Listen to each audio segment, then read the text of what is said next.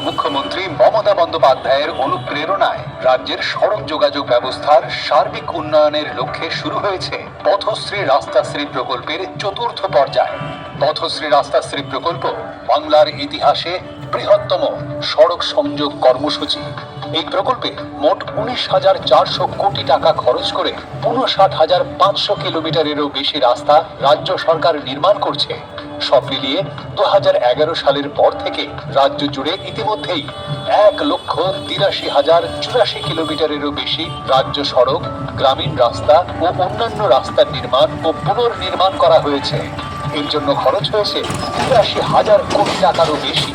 এবার পথশ্রী রাস্তাশ্রী প্রকল্পের চতুর্থ পর্যায়ে পশ্চিমবঙ্গের 23টি জেলার গ্রামীণ ও শহর এলাকায় 20,000 কিলোমিটারেরও বেশি রাস্তার নির্মাণ ও সংস্কারের কাজ গ্রহণ করা হচ্ছে। পথশ্রী রাস্তাশ্রী প্রকল্পের কাজগুলি সম্পূর্ণভাবে রাজ্য সরকারের অর্থ বরাদ্দের মাধ্যমে রূপায়িত হবে। এই প্রকল্পে বিটুমিনাস, সিমেন্ট, কংক্রিট, পেভার ব্লকের রাস্তা ছাড়াও ফেলে দেওয়া প্লাস্টিককে পুনর্ব্যবহার করে এবং অন্যান্য নতুন প্রযুক্তি ব্যবহার করে রাস্তা তৈরি হবে।